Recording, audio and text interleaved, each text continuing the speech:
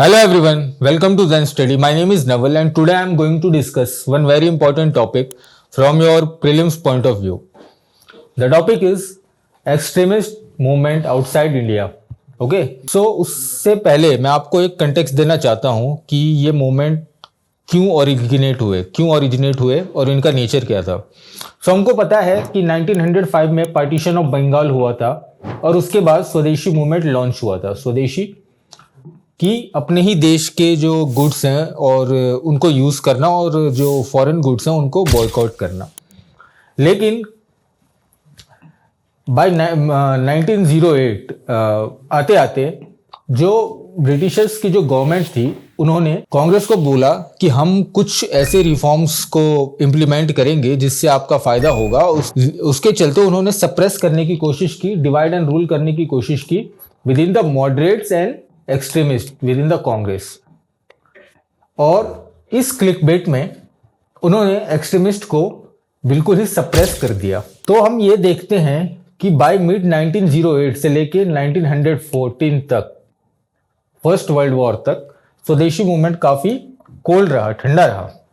लेकिन उसके बीच में भी 1908 से लेके 1914 तक बीच बीच में कुछ रेवोल्यूशनरीज ने बंगाल और डिफरेंट पार्ट्स ऑफ इंडिया में स्टैंड अलोन मूवमेंट्स किए, जैसे कि युगांतर, अनुशीलन और अदर ऑर्गेनाइजेशन. ये मैं डिटेल में आपसे डिस्कस करूंगा जब मैं अपनी क्लास को लॉन्च करूंगा, क्योंकि मैं यहाँ पे आपको बहुत ही ब्रीफ में बता रहा हूँ. ठीक है. So the next major attempt for a nationwide mass movement came only after the first world war. First world war तक बहुत ही सीमित वे में, बहुत ही सीक्रेटली मूवमेंट्स को ऑर्गेनाइज किया जाता था.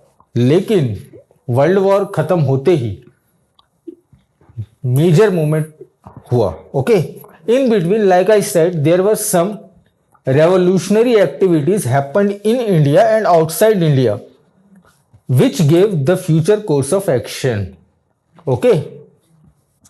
So now we will discuss revolutionary activities outside India in London.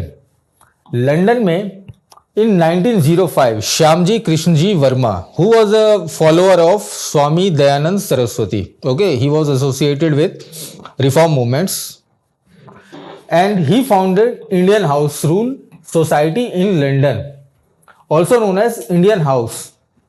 जो भी इंडिया से एस्केप होके रेवोल्यूशनरीज जाते थे वहाँ पे, वो उनको वहाँ पे रहने के लिए एक प्लेस बनाया था उन्होंने, जिसको बोलते थे द इंडियन हाउस. यहाँ पे Veer Savarkar, Madan Lal Dhingra and Lala Hardayal also became members of Indian House. Shyam ji एक मंथली जर्नल इंडियन सोशोलॉजिस्ट में कॉलम भी लिखते थे और जो फेलो इंडियंस हैं उनको वो मोटिवेट करते थे कि please see through the Britishers what they want to do. In 1909 in London, Madanlal Dhingra was a follower of Veer Savarkar. Okay. He killed colonel William Wyllie. Afterwards he was also assassinated. That's different story.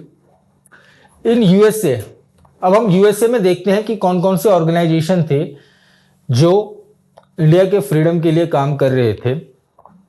So in 1913 में Ghadar party was founded at San Francisco by Lala Hardayal. He was the same Lala Hardayal who was also associated with Indian House in London. His followers and supporters were Ramchandra and Barkatullah. Now we will discuss in Germany. During World War I, Indians united in Germany and founded Indian Independence Committee in Berlin in 1915. Main leaders were Virendranath Chattopadhyay, who was also known as Chatto, Lala Hardayal and Bhupendranath Datta. In Paris, we see Paris Indian Society was founded by Madam Bhikaji Cama. Madam Bhikaji Cama was a secretary of whom? Can you name it? आप इसका answer हमें बताएंगे comment में. Madam Bhikaji comma wrote literature Bande Matram and Madan Talwar. Madan Talwar was written in response to assassination of Madan Lal Dhingra. जैसे मैंने आपको बताया कि इन्होंने विलियम वाइल का मर्डर किया था. Okay. And madam Bhikaji Cama wrote Bande Mataram and Madan Talwar, like I said. In 1907, Madam Bhikaji Kama also participated in Second Socialist Congress at Stuttgart, Germany, and she described flag of Indian independence. ठीक है. तो जैसा मैंने आपको बताया कि in different countries, Indians were associated with revolutionary movements. This was in response to the Britishers who were trying to divide Indians on the different lines. ठीक है.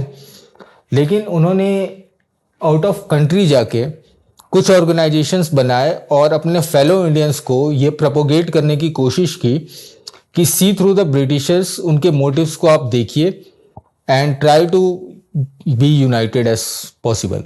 ठीक है. तो जब मैं अपनी आने वाली क्लासेस लूँगा तो इस टॉपिक पे और रिलेटेड टॉपिक पे और डिटेल में डिस्कस करूँगा. यहाँ मैंने एक ब्रीफ आपको एक आइडिया दिया है कि डिफरेंट कंट्रीज़ में कैसे इंडियंस जो हैं ऑर्गेनाइजेशन बिल्डिंग में उनका एक सपोर्ट सिस्टम था. ठीक है. So keep learning. Thank you.